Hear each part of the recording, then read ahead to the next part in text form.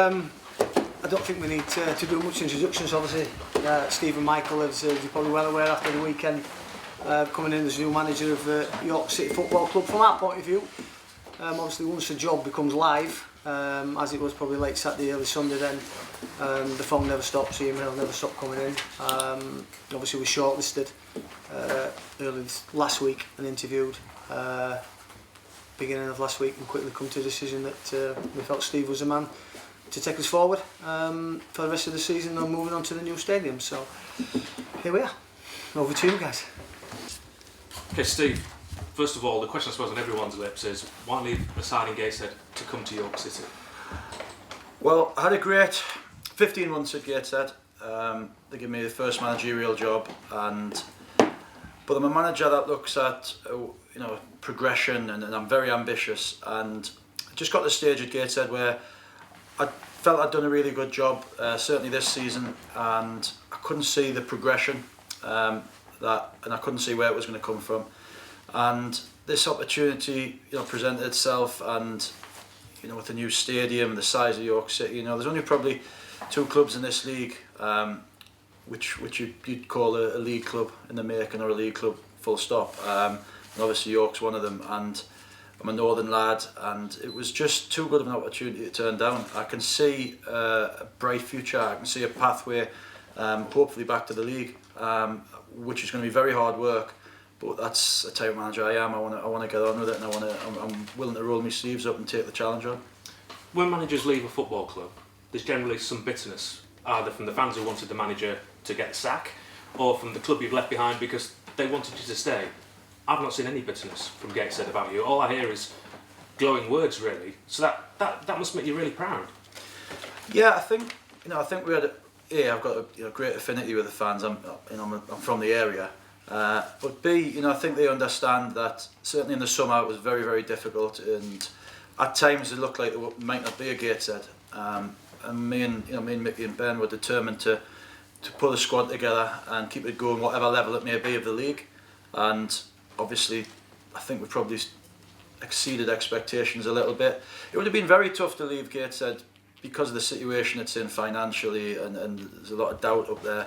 It would have been very difficult to leave them in a relegation battle, and I don't think I'd have done that. But the fact that I've left them a point outside the playoffs with a really good young squad, I think they understand why I did it.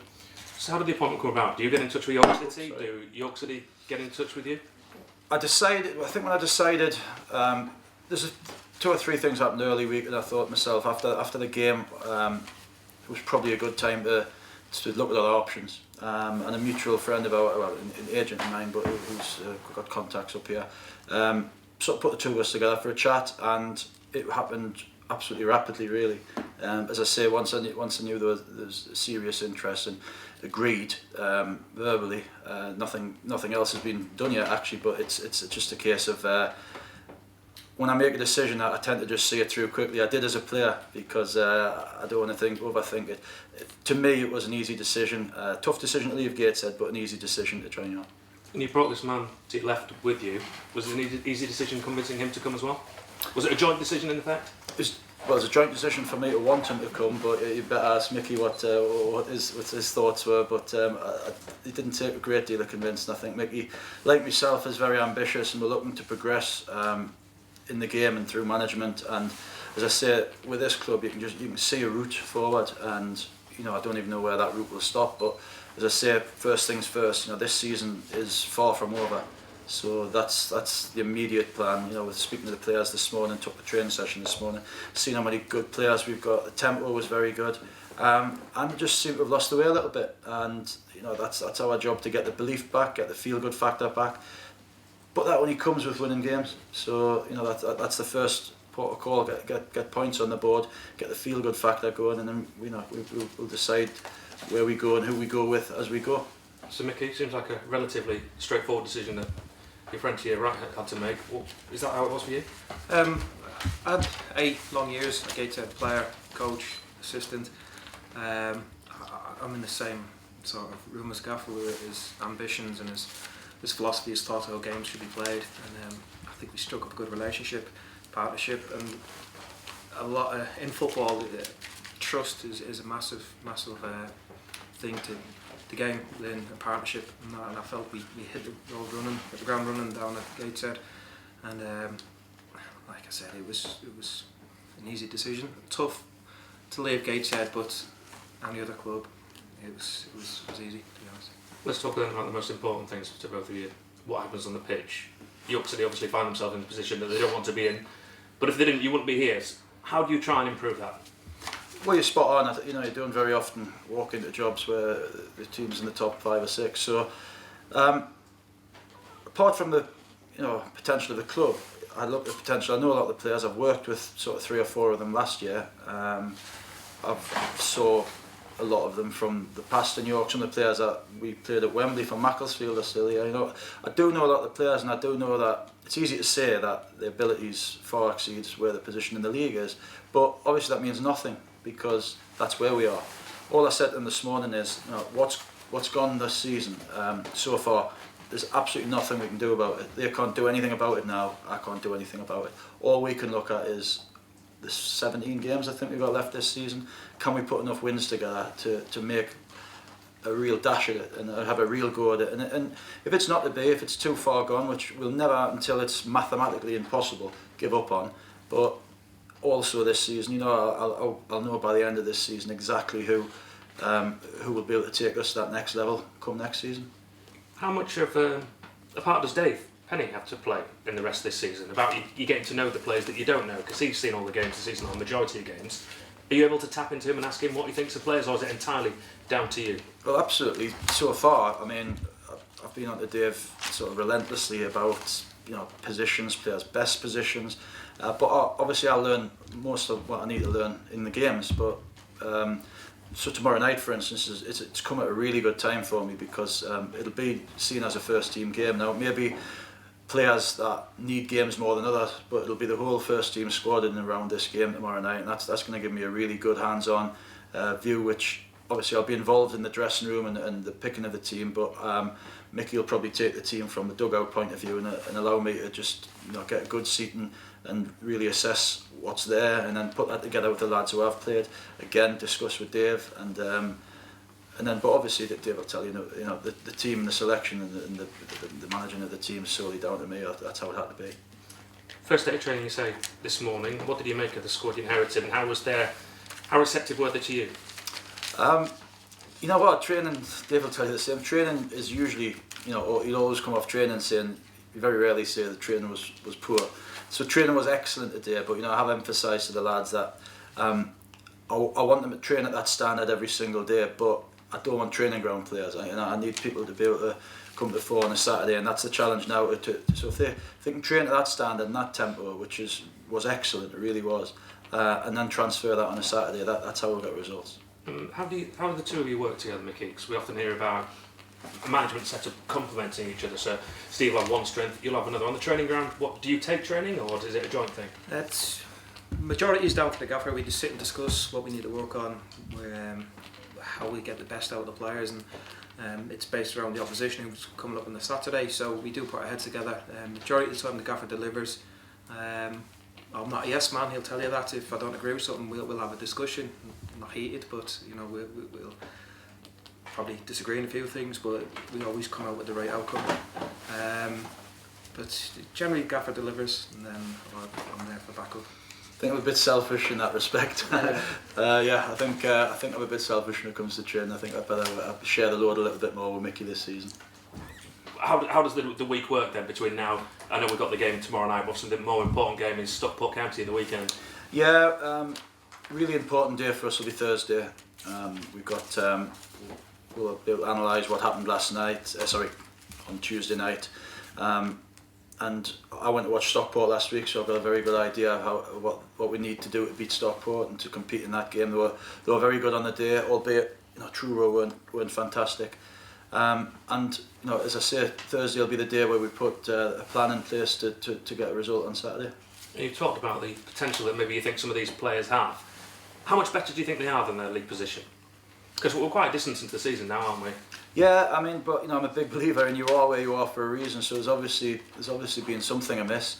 All I can do is go back to square one regarding me as a manager, go through the process that I would go through with any team, and the result at the end will dictate to how well I've done in that week. But the first 2 or 3 results, it'll be a work in progress. We do need to hit the ground running. We do need results immediately, especially if we're going to climb the table. So an element of this week will be a gamble, really. It'll be a gamble on what I think from what I've seen Tuesday night, and certain, I'll try and get all as much video footage as I can throughout this week. Spend a lot of time doing that. But the first team will be a gamble as to what I think and what I've seen this week. And I've told them, obviously, they're all starting fresh with me. So training does matter. Training matters massively. I don't think you can turn it on and off like a tap. I think you have to train at a very high level, and the ones who train well and do well tomorrow night will probably be the ones who I rely on Saturday. There's never been a new manager come into a football club, I presume, that's not wanted to bring some of his own players in. So are you going to be able to bring your own players in, and how quickly do you think you'll be doing that? Well, I think there's room to manoeuvre in the loan window, because most of the loans have gone back. Again, it's a case of seeing what positions I believe we could do with strengthening.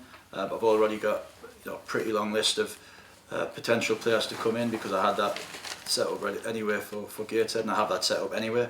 So yeah, it'll just be a case of finding out as quickly as possible what I think we need that can help us going along, and then go knocking on doors and getting Dave's help to try and ask for favours where we can from the contacts. So the good thing about York, another big plus point for me in York is the locality of it all. It's not on the doorstep of Sheffield, but we've got very good relationships and history with Sheffield, and obviously Leeds is closer. And whereas up at Gateshead you're relying on Newcastle, Middlesbrough, and Sunderland, and we didn't really have the funds to bring anybody in from further, because we couldn't accommodate them. So it's a bigger scope for me down here with regarding loans. And the style of football you want to play? Does style of football really matter as long as you're winning games? It's about results, certainly. After January, it's certainly about results. But I believe the style that I want to play, and Mickey believes in the style I have been playing, will bring results. Drill them very well. I might well change the system. There's a system I prefer playing, which I need to find out if I've got the right personnel to play it. If I find out I have, I'll drill them well in that system. And we've played some good football, really good football this season. And we got beat off the better teams in the league. We got beat off Leyton Orient well. We got beat off Salford well. Solihull were very good. But apart from that, there's not many better footballing teams, I wouldn't have thought, than what we put out. And I believe that it'll be the same here. And for the first few games, you've sort of suggested it there. Do you have to play the system that suits the players you've got to initially? Or is it a system that you get the players to play in? I want to get the players to play in a certain system, but I'm wary of the fact that I can't ask them to turn up on a Saturday and change the system and expect them to get it straight away. So we'll do a little bit of work on Thursday. I'll assess what I think, how close they are to being able to pull it off. If not, we may go with a system that they're more used to, and do a little bit more work on it, and then try and deliver it the following week. But either way, I don't think Stockport will be able to find out what team we're going to play. And final question from me. You obviously had a really successful playing career, much of that career in the Premier League. Does it then, do players find it easier to listen to a manager who's had such a good playing career himself and say, this guy knows what he's talking about, and you don't only have to look back at your record? I think every player should respect whoever the manager is. I don't know if my career, I'm getting to the age now, and the youth of these players probably, I think there's a few Gateshead players wouldn't have known I played, certainly if they'd looked at me. So I don't know if it should make that much of a difference. I hope it does, because you want as much of an edge as you can. You want them to believe in what you're saying. I think if you deliver results and they enjoy what they're doing, and as I say, the performances are positive and it's working, they'll buy into what you're saying. But as I say, at this stage of the season, it's a results business. And would I like to win every game from now to the end of the season and play fantastic football like City? Of course I would, but the reality is we might have to win ugly, we might have to find different ways to win, but one thing is for sure, we need some wins. Conquer on the other side of the table, so I'm getting at you, Dave. Oh yeah. We should go back to the beginning a little bit. How easy a decision was it to give this man the job? I think after sitting down with all the shortlist and interviewing him, then it wasn't a hard decision at all, really. We liked his enthusiasm, he's got a presence about him in terms of we talk about where he's been and what he's done. I think that always is great, but you need to back that up when what you do on the training pitch. Players will find you out quickly if you don't know what you're talking about. But I think they've got a presence about themselves. They've got a desire, a hunger, a freshness, a newness about them. Obviously backed with the results and what they did at Gateshead. We all know what happened in the summer in terms of players leaving because we managed to nick 4 of them out of there. So yeah, we're delighted that it's come on board, and as I say, it was done quickly. We did interview a lot of good candidates, but Steve stood out. How does that decision-making process go? There were 4 board members. Was Jason involved at all? Yeah, five interviewed, all the candidates, and then quickly, you get together, you make your own decisions, and we all come together that Steve was the one. And what targets did you set him, if any? What targets we've set Steve? What targets, yeah, for this season? We haven't set him really any targets, to be honest with you. We just want to improve what we want. I think the main thing is we get some momentum at the club, whether that takes us to playoffs this year or whatever, but certainly we need some momentum, feel good factor, all them things that you talk about ready moving to the new stadium. So that was the main thing. Can we get the players and the crowd all excited about what we're trying to do here and trying to get some momentum and feel good factor going towards a new stadium? How much of a sell or a pull do you think that new stadium is? Well, you'll have to ask Steve that, but certainly for me and the players, it's something massive to look forward to. You've seen the place, we've been here a long time now. We have got it coming. We'll probably have a ride up and show them it later on, if not today, then tomorrow. But massive pull for the facilities. The facilities at the training ground, as you all know, are first class. The League 1, League 2 levels. But to actually turn up on a match day and have that buzz of playing in that new stadium would be fantastic, and certainly a big blow for coaches, managers and players. I don't want to dwell on the past, but was it an easy decision based on the results to let Sam go? No decision to change a manager's done easily. Let me tell you that. It's not a nice position. Obviously Sam came in as youth team, took over caretaker, did well with the results, but we didn't see that momentum that we wanted going. Right? So not far from it. It was a difficult decision to change any manager from my point of view anyway. That'll do for me. Thank you. Steve, just obviously fairly sort of early in your coaching career, but you played for the top class coaches. Are there any that in particular that you draw influence from over the years? Well, I think in this situation, what needs to happen at York is in an immediate sort of jolt of energy and enthusiasm and feel-good factor. You can't look any better than Kevin Keegan. The way he came in Newcastle, the way the whole city, got with him, and you had everybody rowing in the right direction. That's the enthusiasm that if I could harness 1% of what Kevin used to have. But you take something from Dave will tell you as well, and Mickey will tell you. You take bits from every manager. There's a lot of defensive organisational setup and attention to detail that Moyes was very good at. David Moyes was very good at, and Kenny Dalglish was a fantastic man manager. So you try. Any manager will tell you that they try and take the best parts of what they remember from the managers they worked with. Did you find the transition from the sort of playing side to the coaching side difficult at all? Not the fact that my decision was made easily with regarding retiring. I think it's quite difficult to if you consider yourself fit and you haven't got an injury. When's the time to retire and when's the time to go into another career? For me, it was easy. I had a hip surgery when I was 35. I had a hip replacement 2 years ago. Due another one next year. So I need to be in football. It's what I love. It's what's in my blood. So it was easy. It was easy. Just seeing it from the other side, to me, is that I think the management side of things, obviously, the management side of things, you hope you'll be able to take to it. And in fairness, I found it pretty. No, I wouldn't say easy because nothing about a lot of my time at Gateshead was easy. But I certainly learned on the job. I certainly was hit with sort of things that a lot of managers might not actually go through in their whole career. So I think I'm stood in good stead already with regarding a lot of things that managers have to take on board. You had Jordan Burrow, Macaulay Langstaff and Wes York at Gateshead last season. Steve, what are your views on them three as players? I like them all. I think given the chance, if Dave hadn't been so sharp, I might have tried to talk them into staying. But in cursing York over the summer. In the summer I was, yeah. But no, Russ Penn as well. I had Russ Penn there as well. So there's 4 lads came. Wes has got great attributes. He's got a great attitude, and he done well for me in a number of positions.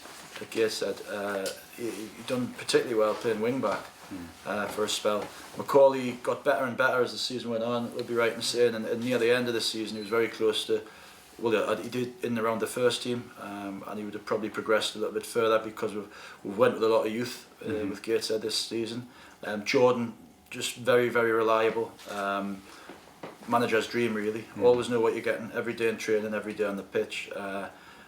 And yeah, as I say, Jordan was a dream to work with, and you know, Penna's not here anymore, but Russ has great characteristics as well. So yeah, I know enough about them. I've played against a lot of the other lads, so I have got a little bit of a head start, I suppose, when it comes to assessing them. Yeah, you brought Mickey along with you. You touched on your relationship before, but explain to me what qualities Mickey brings to the role as assistant.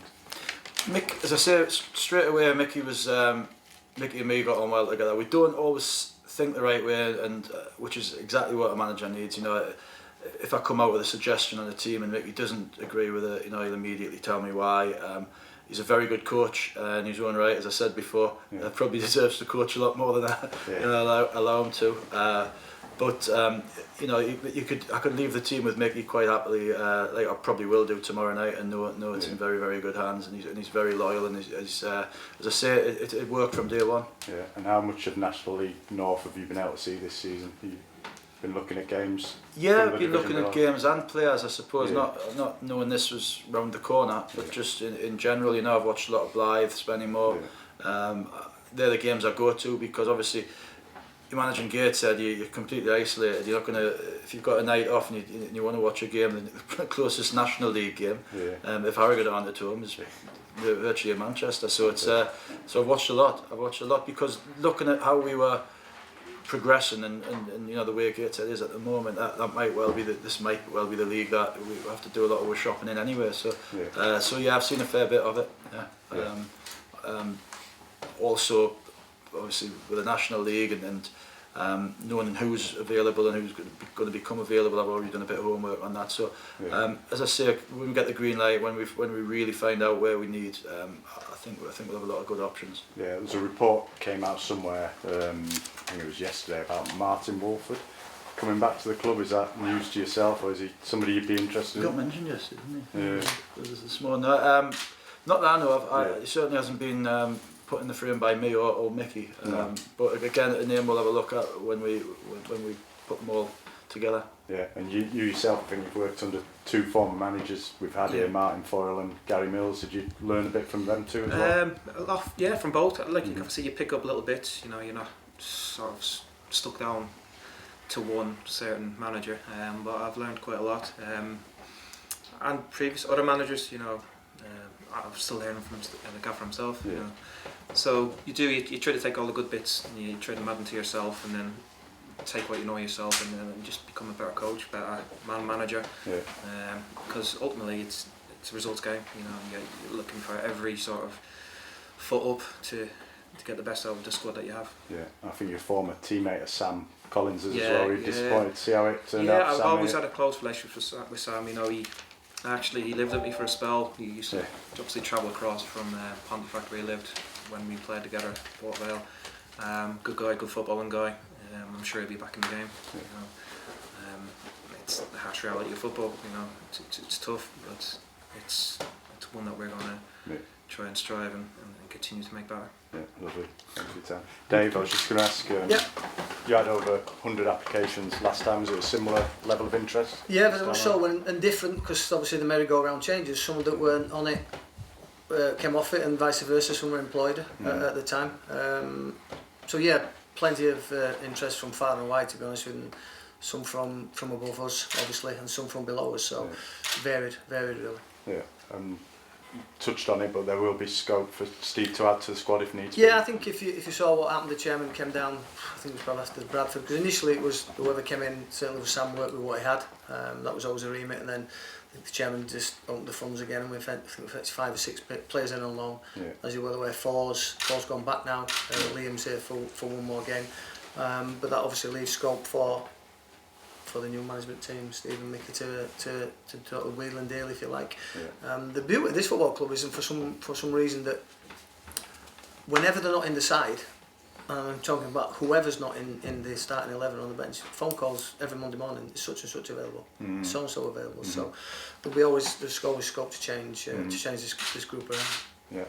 There's talk in the North East that there was no compensation due to Gateshead. Is that right? You've Yeah, that's right. some kind That's of right. package. That is right. That's right. Yeah. Lovely. That's good for me. Everybody done, yeah? Yeah. Yeah. Thank you. Thanks a lot.